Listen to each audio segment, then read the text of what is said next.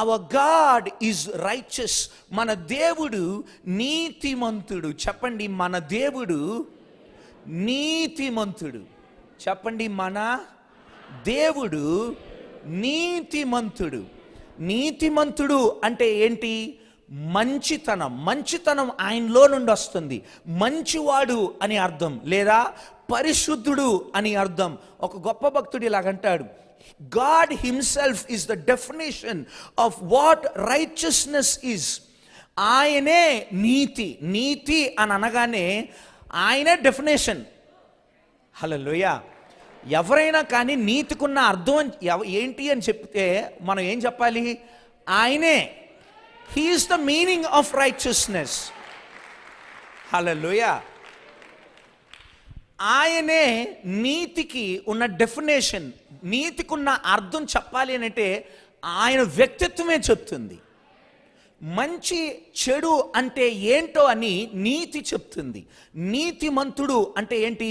ఇది మంచిది, ఇది చెడు అని చెప్పేవాడు. ఇది పరిశుద్ధమైనది, ఇది అపవిత్రమైనది అని చెప్పేవాడు.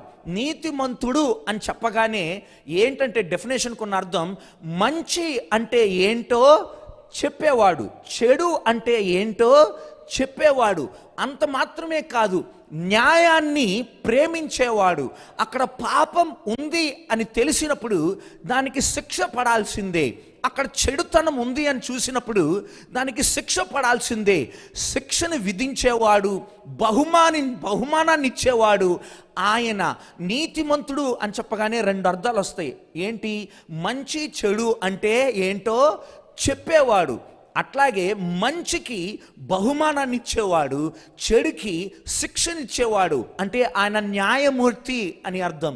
రెండు డెఫినేషన్స్ ఏంటి? నీతిమంతుడు అంటే మంచి, చెడు అంటే ఏంటో చెప్పేవాడు, న్యాయాన్ని విధించేవాడు రెండోదిగా. హల్లెలూయా. నీతి అంటే ఏంటి? మంచి అని అర్థం. మంచి అంటే ఏంటో చెప్పేవాడు.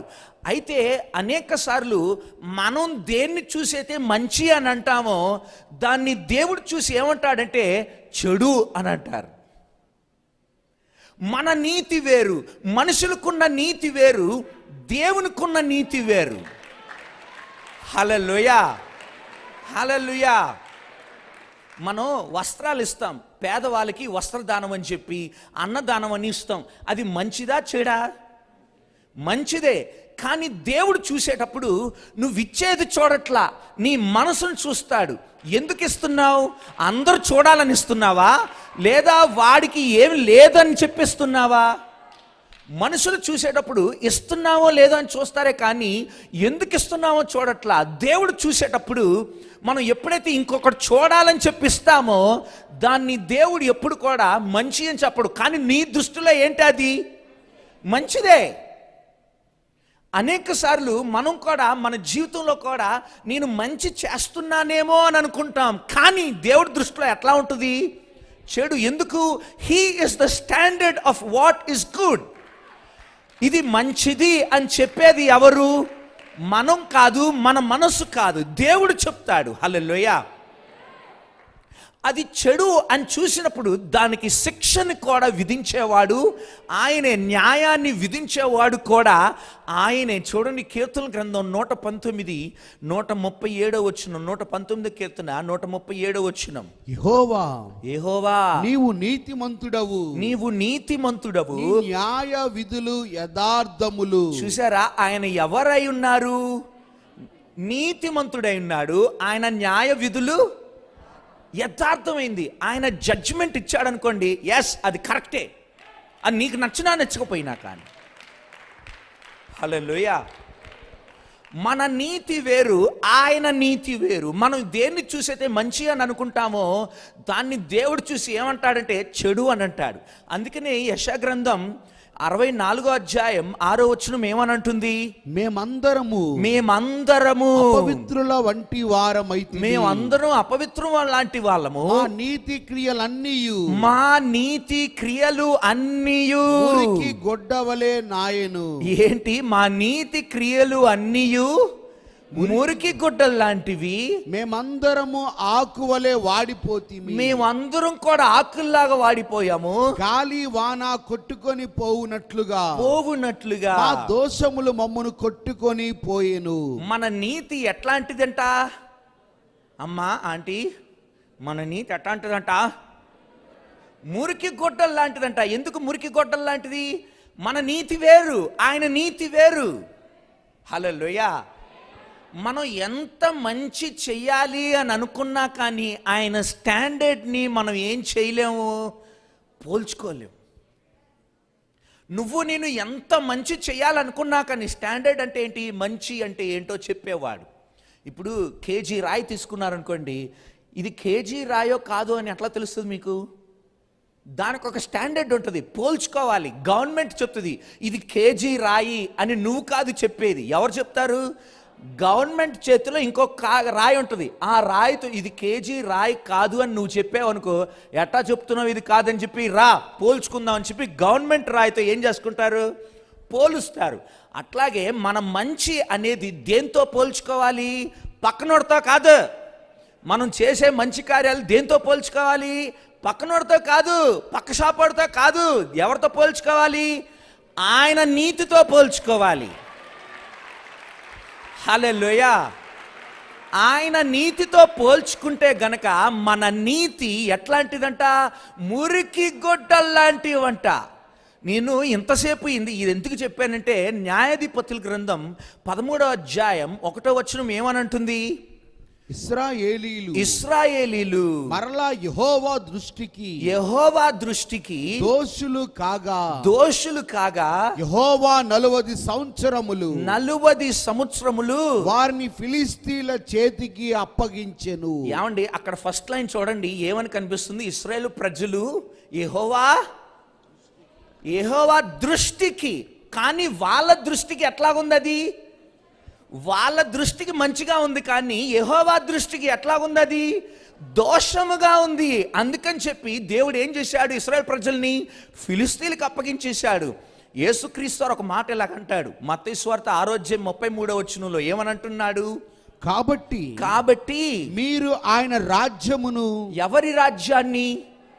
దేవుని రాజ్యాన్ని, ఆయన రాజ్యమును, నీతిని మొదట వెతుకుడి, అప్పుడు అవన్నీ మీకు అనుగ్రహింపబడును. ఇంగ్లీష్ బైబిల్ ఎలా అంటుంది? But first seek the Kingdom of God and his righteousness. ఎవరి రైచియస్నెస్? ఎవరి నీతి? నా నీతిని కాదు వెతకాల్సింది, ఆయన నీతిని వెతుకు. మన నీతి కాదు, ఆయన నీతిని మనం వెతికినప్పుడు సమస్తాన్ని కూడా దేవుడు మనకిస్తాడు. కానీ ఇశ్రాయేలు ప్రజలు ఆయన నీతిని చూడట్లా. నాకది మంచిగా అనిపిస్తా చేసేస్తా. ఎవరికి మంచిగా అనిపిస్తే నాకది మంచిగా ఉందా, నా కంటికి అది మంచిగా ఉందా, నాకది మంచిగా అనిపిస్తుందా? మనం ఎప్పుడు కూడా అనిపిస్తుందా అని చూడకూడదు, సత్యం ఏంటో చూడాలి. హలో బ్రదర్, పడుకోకూడదు. ఏంటి బ్రదర్ ఏమనిపిస్తుంది దీని గురించి? ఏమనిపిస్తుంది కాదు, what is the truth about it. What do you feel కాదు మనం అడగాల్సింది, what is the truth about it. ఏమనిపిస్తుందో కాదు, ఏది సత్యమో చూడాలి. హల్లెలూయా. అది సత్యం కాదు అన్నప్పుడు దేవుడు ఖచ్చితంగా ఏం చేస్తాడు? దాన్ని శిక్షిస్తాడు. ఆయన శిక్షించకపోయినా కానీ ఆయన మంచోడి కింద లెక్కరాదు. అర్థమవుతుందా? చెడుతనాన్ని గనక దేవుడు శిక్షించకపోతే ఆయన ఎవరు కాదు? నీతిమంతుడు కాదు. ఎందుకని? చెడుతనాన్ని సహిస్తున్నాడు అని అంటే ఆయన ఎవరై ఉన్నాడు? చెడ్డోడు, మంచోడు కాదు. మన విజయవాడలో కొన్ని సంవత్సరాల క్రితం ఒక హాస్టల్లో, గర్ల్స్ హాస్టల్లో ఎవరో వచ్చి రేప్ చేశారు ఒక అమ్మాయిని. ఆమె పాపం చనిపోయింది, ఆయనే చంపేశాడు. వాళ్ళ తల్లిదండ్రులు కేసు రాశారు, ఆయన మీద కేసు రాసినప్పుడు జడ్జి అంగీకరించాడు. కానీ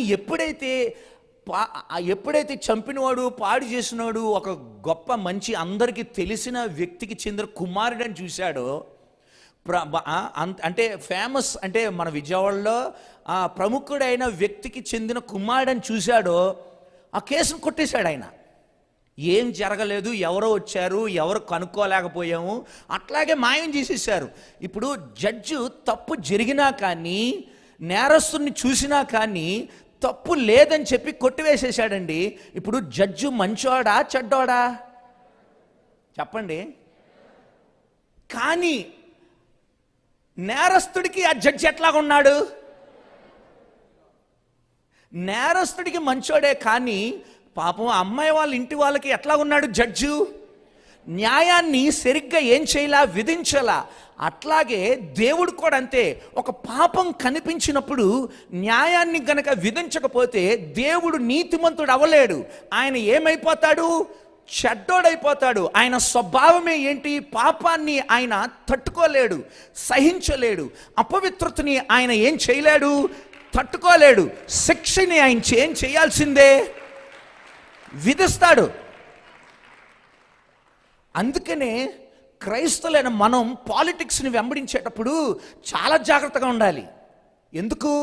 పాలిటిక్స్లో నీకంటూ నచ్చిన నాయకుడు ఉంటాడు. నీకు నచ్చిన వాళ్ళు చంద్రబాబు నాయుడు గారు నచ్చిన వాళ్ళు ఉన్నారు, జగన్మోహన్ రెడ్డి గారు నచ్చిన వాళ్ళు ఇక్కడ ఉన్నారు, పవన్ కళ్యాణ్ గారు నచ్చిన వాళ్ళు ఉన్నారు. మీకు నచ్చిన నాయకుడు ఒక చెడ్డ మాట చెప్పినప్పుడు అది నీకు చెడ్డగా అనిపించదు. ఎందుకు అనిపించదు? నీకు ఇష్టం కదా ఆయన. నేను మొన్న మధ్యన ఫేస్బుక్లో ఒక ఆయన మాట్లాడుతున్నాడు, బూతులు మాట్లాడుతున్నాడండి ఒక రాజకీయ నాయకుడు. వినలేపోయా, ఆపేశా. ఏంటినా మైక్ తీసుకొని పబ్లిక్గా అట్లాంటి బూతులు మాట్లాడుతుంటే నాకు నచ్చలేదు. కానీ దాన్ని మనోళ్ళు, మన కుర్రోళ్ళు, చర్చి కుర్రోళ్ళు వాట్సాప్ స్టేటస్గా పెట్టుకున్నారండి.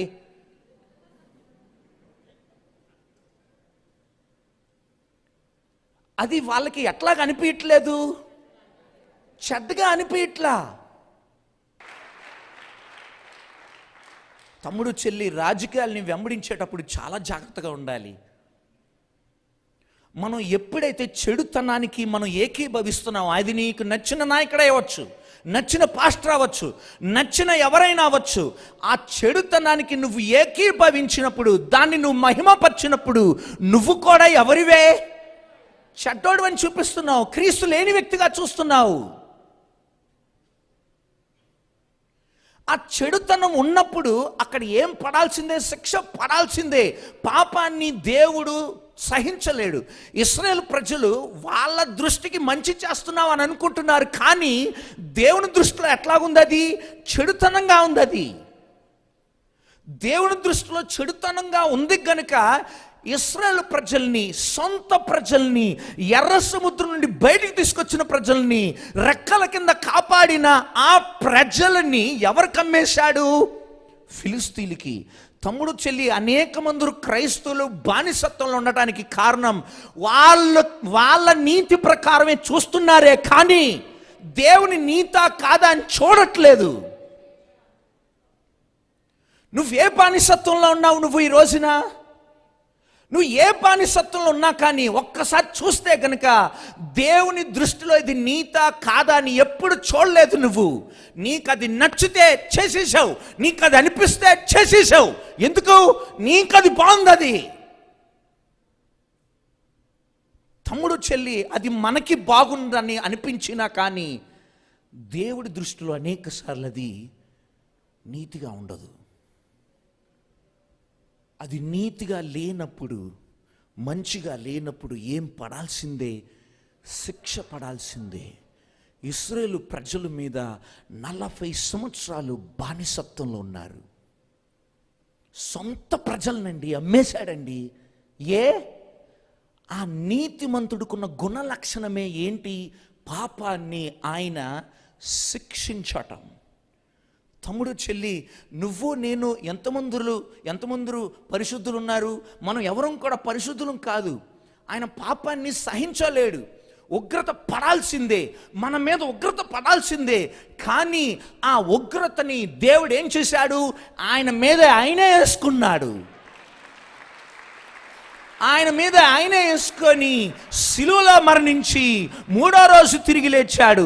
సిలువలో మరణించడానికి కారణం ఏంటి? మన గురించి ఆ శిక్ష నా మీద పడాలి. ఆయన నీతిమంతుడు కదా, నీతిమంతుడు అయినప్పుడు నేనే చావాలి. కానీ ఆయన నీతిమంతుడు, మంచివాడు, కృపామయుడు గనుక ఆ శిక్ష నా మీద రాకుండా ఉండటానికి ఆ శిక్ష తన కుమారుడి మీద పంపించాడు. హల్లెలూయా. ఆ శిక్ష తన కుమారుడు మీద పంపించి ఆయన నీతిని నాకిచ్చాడు, నా పాపాన్ని ఆయన తీసుకున్నాడు.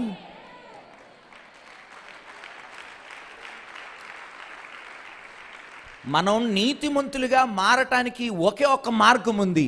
ప్రభువైన యేసుక్రీస్తు వారిని సొంత రక్షకుడిగా అంగీకరించడం మాత్రమే. చూడండి, 2 కొరింథీ పత్రిక 5వ అధ్యాయం 21వ వచనం. 2 కొరింథీ పత్రిక 5వ అధ్యాయం 21వ వచనం. ఎందుకనగా మనము ఆయన యందు దేవుని నీతి అగునట్లు పాపం ఎరుగని ఆయనను మన కోసము పాపముగా చేసెను. హల్లెలూయా. పాపం ఎరుగని ఆయనని పాపంగా చేసి పరిశుద్ధత ఎర్రగని మనల్ని నీతిమంతులుగా చేశారు. క్రీస్తు లేని ప్రతి మానవుడు మీద ఏముందంటే ఉగ్రత ఉన్నది. చూడండి, యోహాను సువార్త 3:36. యోహాను 3:33. కుమారుని యందు విశ్వసించు వాడే నిత్య జీవము గలవాడు, కుమారునికి విధేయుడు కానివాడు జీవము చూడడు గాని దేవుని ఉగ్రత వాని మీద నిలిచి ఉండును. దేవుని ఉగ్రత ఎవరి మీద ఉంది? ఎవరైతే కుమారుణ్ణి అంగీకరించారో, క్రీస్తుని అంగీకరించారో వారి మీద దేవుని ఉగ్రత ఉన్నది. ఎందుకు? దేవుడు నీతిమంతుడై ఉన్నాడు. హల్లెలూయా. దేవుడు మనల్ని నీతిమంతులుగా చేసిన తర్వాత ఏం చేయాలి? అమ్మయ్యా అయిపోయిందని కాదు, ఆ నీతిని మనం ఏం చేయాలి? వెతకాలి. ఆ నీతి కోసం మనం పరిగెత్తాలి. చూడండి, 1 తిమోతి పత్రిక 6వ అధ్యాయం 11వ వచనం. దైవజనుడు అంటే ఎవరో? మనం అందరం దైవజనులమే కదా. పాస్టర్ ఒక్కడే కాదు, మనం అందరం కూడా ఎవరమే?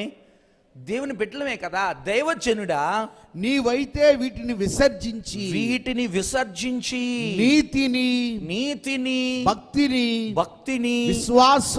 విశ్వాసమును ప్రేమను ఓర్పును సాత్వికమును సంపాదించుకొనుటకు ప్రయాసపడుము. ఏం చేయాలంట? దానికోసం పరిగెత్తాలి. చూడండి, 2 తిమోతి పత్రిక 2వ అధ్యాయం 22వ వచనం. నీవు యవ్వనేచ్ఛల నుండి పారిపోమ్ము, పవిత్ర హృదయులై ప్రభువునకు ప్రార్థన చేయు వారితో కూడా నీతిని విశ్వాసమును ప్రేమను సమాధానమును వెంటాడుము. హల్లెలూయా. మనం వెంటాడాల్సింది పాలిటిక్స్ని కాదు, మనం వెంటాడాల్సింది సినిమాలో వచ్చే డైలాగులు కాదు.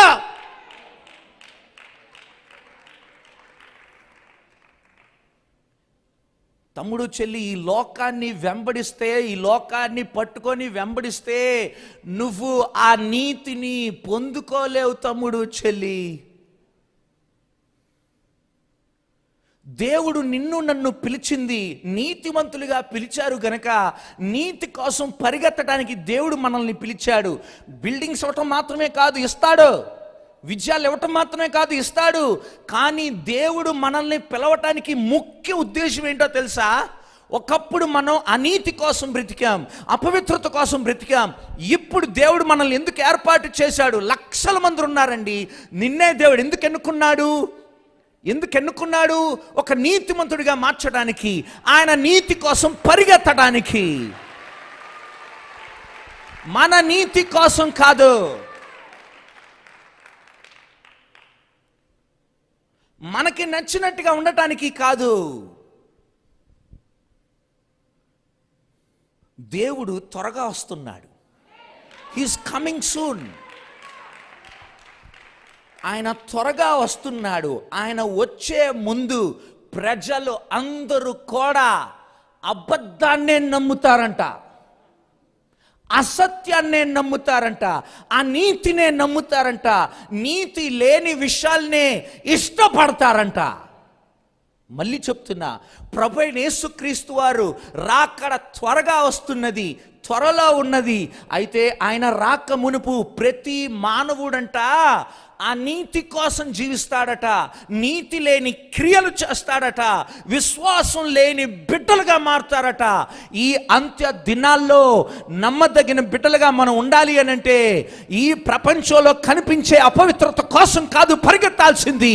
ఆయన నీతిమంతుడు గనుక, మనల్ని నీతిమంతులుగా చేశాడు గనుక దానికోసం పరిగెత్తే బిడ్డలమై ఉండాలి. నువ్వు ఇక్కడి నుండి బయటికి పోతే ప్రపంచం వేరేగా ఉంటుంది. ఎందుకు వేరేగా ఉంటుంది? ప్రపంచం అసత్యం కోసం జీవిస్తుంటున్నప్పుడు నన్ను ఇక్కడికి తీసుకొచ్చింది అలాగా అసత్యం కోసం వెంబడించడానికి కాదు. ఇది దేవుని నీతేనా? నువ్వు మొబైల్లో చూసేటప్పుడు ఇది దేవుని నీతేనా? టీవీ చూసేటప్పుడు ఇది దేవుని నీతేనా? న్యూస్ పేపర్ చూసేటప్పుడు ఇది దేవుని నీతేనా? ఈ లోకంలో ఉన్న మాలిన్యాన్ని చూసి వేరు చేయగలుగుతున్నావా? ఇది దేవుని విషయము, ఇది దేవుని విషయం కాదు, దేవుని సంగతి కాదు, వేరు చేయగలుగుతున్నావా? ఇది మంచి చెడు అని వేరు చేయలేకపోతున్నావు అంటే నువ్వు ఇంకా సిద్ధపడాలా. 2 తెస్సలోనిక పత్రిక 2వ అధ్యాయం 9 నుండి 12 వచనాలు. నశించుచున్నవారు తాము రక్షింపబడుటకై సత్య విషయమైన ప్రేమను అవలంబింపక పోయిరి గనుక వారి రాక అబద్ధ విషయమైన సమస్త బలముతోను నానా విధములైన సూచక క్రియలతోను మహత్కార్యములతోను దుర్నీతిని పుట్టించు సమస్త మోసముతోను నశించుచున్న వారిలో సాతాను కనపరుచు బలమును అనుసరించి ఉండును. ఇందుచేత సత్యమును నమ్మక దుర్నీతి యందు అభిలాష గల వారందరూ కూడా శిక్షావిధి పొందుటకై అబద్ధమును నమ్మునట్లు మోసము చేయు శక్తిని దేవుడు వారికి పంపుచున్నాడు. తమ్ముడు చెల్లి, మోసం చేసే శక్తులున్నాయి ఈ అంత్య దినాల్లో. నువ్వు నేను రక్షింపబడ్డావని ఎట్లా తెలుస్తుందో తెలుసా? 2 అంతస్తుల బిల్డింగ్ కట్టినప్పుడు కాదు నువ్వు నేను రక్షింపబడిందని తెలిసేది. పిల్లలు పుట్టించుకున్నప్పుడు కాదు నేను రక్షింపబడ్డానని తెలిసేది. డబ్బులు సంపాదించుకున్నప్పుడు కాదు నేను రక్షింపబడ్డానని తెలిసేది. బైబిల్ క్లియర్గా చెప్తుంది. ఏమని చెప్తుంది? 13-14 వచనాల్లో 2 తెస్సలోనిక పత్రిక 2వ అధ్యాయం 13-14 వచనాల్లో ఏముంటుంది? ప్రభువు వలన ప్రేమింపబడిన సహోదరులారా ఆత్మ మిమ్మును పరిశుద్ధపరచుట వలనను మీరు సత్యమును నమ్ముట వలనను. ఏంటి? 2 విషయాలు చెప్తున్నాడు దేవుడు. ఆత్మ మిమ్మల్ని పరిశుద్ధపరచడం వలనను, ఇంకొకటి ఏంటి? రెండోది సత్యమును నమ్ముట వలనను రక్షణ పొందుటకు దేవుడు ఆది నుండి మిమ్మును ఏర్పరచుకొనెను గనుక మేము మిమ్మును బట్టి ఎల్లప్పుడూ దేవునికి కృతజ్ఞతాస్తుతులు చెల్లింపబద్ధులమై ఉన్నాము. హల్లెలూయా. దేవుడు మనకి ఇచ్చిన రక్షణ ఉంది అని ఎట్లా తెలుస్తుంది? దేవుని ఆత్మ చేత మనం ఏం చేయబడ్డాం? శుద్ధీకరించబడి సత్యాన్ని మనం ఏం చేసి ఉన్నాం? విశ్వసించి ఉన్నాం. మనం రక్షింపబడ్డాము అని తెలిసేది 2 అంతస్తుల బిల్డింగులు, డబ్బులు అవి సంపాదించుకున్నప్పుడు కాదంట. మనం సత్యమును విశ్వసించి ఆ క్రీస్తునందు విశ్వసించి పరిశుద్ధాత్మ చేత శుద్ధీకరించబడినప్పుడు ఆదికాండం 6వ అధ్యాయంలో ప్రజలంట ఎట్లా బ్రతికారంట? వాళ్ళకి నచ్చినట్టుగా బ్రతికారంట. వాళ్ళ మనసుకి ఏది తోచితే అట్లా బ్రతికారంట. వాళ్ళకి ఏదైతే మంచి అనుకుంటున్నారో దాని ప్రకారం జీవించారట. వరదలు వచ్చి అందరినీ మటుమాయం చేసేసింది. ఈ అంత్య దినాల్లో కూడా, నోవా లాంటి దినాల్లో మనం ఉన్నాం తమ్ముడు చెల్లి. ప్రతి మానవుడు కూడా స్వార్థపరుడుగా బ్రతుకుతున్నాడు. నాకు అది మంచి అని అనిపిస్తే చంపాలన్న చంపేస్తున్నాడు. నాకు అది మంచి అనిపిస్తే మానవుణ్ణి పాడు చేస్తున్నాడు. అది అమ్మాయా, అబ్బాయా, సొంత అమ్మాయా, సొంత కొడుక, నాకు అనవసరం. అది నాకు మంచి అయితే ఎవరికి మంచి? దేవుడి దృష్టిలో మంచి కాదు, నాకు మంచి అయితే. దేవుడు ఎవరై ఉన్నారు? నీతిమంతుడై ఉన్నాడు. నీతికున్న అర్థమే ఏంటి? ఆయనై ఉన్నాడు. హల్లెలూయా. ఈ రోజున నువ్వు ఇంకా ప్రభువైన యేసుక్రీస్తు అని అంగీకరించకపోతే, ఇంకా బాప్టిజం తీసుకోకపోతే, ఈ రోజున నీకు రక్షణ దినమై ఉన్నది.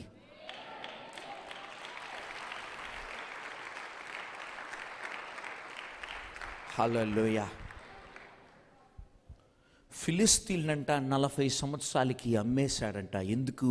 ఆయన నీతిమంతుడు గనక. నువ్వు ఏ బానిసత్వంలో ఉన్నావు తమ్ముడు చెల్లి? నువ్వు ఏ నీతిని వెంబడిస్తున్నావని గ్రహించి పశ్చాత్తాపడి మారు మనసు పొందితే దేవుడు ఖచ్చితంగా నిన్ను బయటికి తీసుకురాగలరు.